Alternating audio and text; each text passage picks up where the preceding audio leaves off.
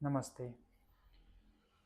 आज हम बात करने वाले हैं सुप्त उदरा आकर्षण आसन की। इसका नाम जो है वो दो शब्द से मिलकर बना है, सुप्त और उदरा आकर्षण आसन। तो एक उदरा आकर्षण आसन होता है जिसको हम बैठकर करते हैं। उसके जो लाभ हैं वैसे ही लाभ उदर में इस अभ्यास से भी पड़ते हैं। तो इसका नाम है सुप्त उदरा आकर्षण आसन। मतलब कि सुप्त का मतलब सो करके या पीठ के बल लेट करके हम इसको करेंगे। सुप्त उदरा आकर्षण आसन उदर पर विशेष रूप से लाभ देता है। उदर के मांसपेशियों को और अंगों को पर खिंचाव लाता है, उदर के अंगों की मसाज करता है और विशेष रूप से रीढ़ की हड्डी में जो कड़ापन है वो दूर होता है। लगातार बैठने के कारण पीठ में दर्द हो रहा है, रीढ़ की हड्डी में दर्द होने लगता है, या आपकी पीठ में बहुत कड़ापन है उसके कारण समस्या आ रही है, तो यह सुप्त उदर आकर्षण आसन पीठ दर्द को दूर करने में लाभकारी है। साथ ही उदर के अंगों में जो समस्याएं होती हैं, पाचन की समस्या है, पाचन से संबंधित कोई समस्या होती है, कब्ज की समस्या है, उन सभी के लिए भी बहुत ज़्यादा लाभकारी यह अभ्यास है। यह अभ्यास नियमित रूप से अगर करते हैं तो धीरे धीरे हमारे जो पेट के अंग हैं वो स्वस्थ होंगे, ठीक से काम करेंगे। तो ये था हमारा उदरा सुप्त उदरा आकर्षण के लाभ। अब इस अभ्यास को करते समय जब हम कोई भी अभ्यास करते हैं तो जिन अंगों पर प्रभाव होता है उन्हीं अंगों पर हम अपनी सजगता को रखते हैं। तो अभ्यास के समय सजगता का अपना एक महत्व होता है। अगर आप सजगता के साथ अभ्यास करते हैं, अवेयरनेस के साथ अभ्यास करते हैं, तो अधिक से अधिक लाभ हम ले पाते हैं। हमारा उन अंगों के प्रति सजग होने से वे अंग अच्छे से काम करते हैं।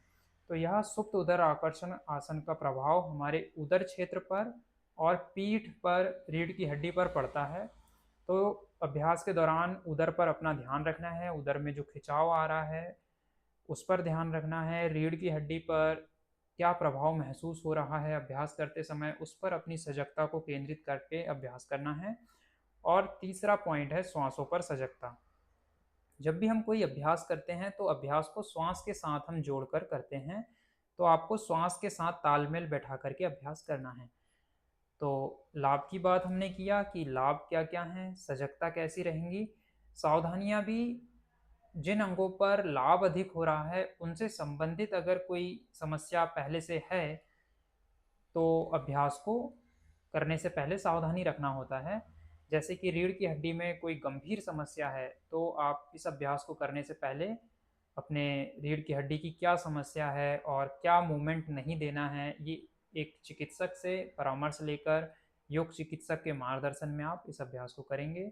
उधर में कोई भी ऐसी गंभीर समस्या है जिसमें उधर के अंगों में मरोड़ नहीं आना चाहिए या मूवमेंट ज़्यादा नहीं होनी चाहिए, ऐसी कोई गंभीर समस्या है तब अभ्यास नहीं करेंगे। बाकी सामान्य व्यक्ति सभी कर सकते हैं। तो आइए इस अभ्यास को अब हम प्रैक्टिस करते हैं। तो प्रैक्टिस करने के लिए पहले पीठ के बल लेट जाएंगे। पीठ के बल लेटकर इस अभ्यास को हम करेंगे। एक बात और यहाँ मैं बता देता हूँ कि जो सुप्त उदरा आकर्षण आसन है ये हमारी रीढ़ की हड्डी पर प्रभाव देता है, और पैरों की स्थिति को जैसे जैसे हम बदलते हैं रीढ़ की हड्डी के अलग अलग भागों पर प्रभाव आता है, जो अभी हम प्रैक्टिस करते हुए समझेंगे। तो इस तरीके से आप रीढ़ की हड्डी के अलग अलग अंगों पर भी इसका लाभ, प्रभाव अधिक ले सकते हैं। तो आइए उसको समझते हैं। पहले पीठ के बल लेट जाएंगे। पीठ के बल लेटकर होने वाला यह अभ्यास सुप्त उदरा आकर्षण आसन, दोनों हाथों की उंगलियों को फंसाकर सिर के नीचे रख लेंगे। अब दोनों पैरों को मोड़कर अपनी एड़ियों को अपने नितंबों के पास, अपने बटक के जितने नज़दीक हो सकता है उतने नज़दीक रखकर पैरों को अच्छे से जमा लेंगे। पूरे अभ्यास के दौरान घुटने आपस में अच्छे से मिले रहेंगे, टखने को भी आपस में मिलाकर रखेंगे। अभ्यास के दौरान सजगता कहाँ रखना है हमने बात किया था, पीठ पर, रीढ़ की हड्डी पर, उदर के क्षेत्रों पर और श्वास पर। तो हमें करना क्या है, श्वास भरना है आराम से पूरा, और फिर श्वास छोड़ते हुए घुटने को धीरे धीरे दाईं ओर हम लेकर जाएंगे राइट साइड, और घुटने को राइट साइड जमीन पर लगाने की कोशिश करेंगे, और सिर को धीरे धीरे बाईं ओर घुमाएंगे, और अपनी कोहनी और कंधे को जमीन पर अच्छे से लगाए रखेंगे। कोहनी और कंधे जमीन से ना उठे, ये हमारा प्रयास रहेगा। श्वास बाहर रखकर हम अपने शरीर को मोड़ेंगे, घुटने को जमीन पर, सिर को दूसरी तरफ घुमाएंगे। श्वास बाहर रोककर 3 गिनती तक रुकेंगे। मानसिक रूप से आप गिनती गिन सकते हैं, या 3 से 5 सेकंड तक रुकेंगे। फिर धीरे धीरे श्वास भरकर ऊपर आएंगे, घुटने को ऊपर लाएंगे, सिर को भी सीधा कर लेंगे। फिर श्वास छोड़ते हुए धीरे धीरे सिर दूसरी तरफ, घुटने दूसरी तरफ। अब आप यहाँ देख रहे होंगे कि जो मेरे पैर के तलवे हैं, एक पैर का तलवा जमीन से ऊपर उठ गया है, लेकिन जो टखने हैं और जो घुटने हैं वो आपस में मिले हुए हैं। इसी प्रकार आपको करना है। कोहनी और कंधे ना उठे जमीन से, ये हमको प्रयास रखना है। घुटने जिस तरफ रहता है उसकी विपरीत दिशा में देखना, सिर को घुमाना है। फिर 3-4 सेकंड, 5 सेकंड रुकने के बाद फिर धीरे धीरे श्वास भरकर ऊपर आना है। ये एक चक्र हुआ। ऐसे 5 से 10 चक्र तक आप अभ्यास को करेंगे। श्वास छोड़ते हुए धीरे धीरे घुटने दाईं ओर, तो सिर बाईं ओर घुमाएंगे। सिर और गर्दन को बाईं ओर घुमाकर रीढ़ की हड्डी पर क्या प्रभाव हो रहा है, उधर पर क्या प्रभाव हो रहा है, उस पर ध्यान देंगे। कुछ 3-4-5 सेकंड रुकने के बाद फिर धीरे धीरे घुटने को ऊपर लाकर फिर श्वास छोड़ते हुए घुटने दूसरी तरफ, सिर दूसरी तरफ। फिर श्वास भरते हुए ऊपर। ये हमने 2 चक्र किया। ऐसे 10 चक्र तक अभ्यास कीजिएगा। अब इसी में हमने एक बात समझा था कि पैरों की दूरी के हिसाब से हमारे पीठ पर, रीढ़ की हड्डी पर अलग अलग स्थानों पर प्रभाव पड़ता है। तो अब इसको हम हर 3 सेंटीमीटर अगर हम अपने पैर के पंजे को आगे बढ़ाएंगे तो रीढ़ की हड्डी के निचले हिस्सों पर प्रभाव अधिक बढ़ता जाएगा।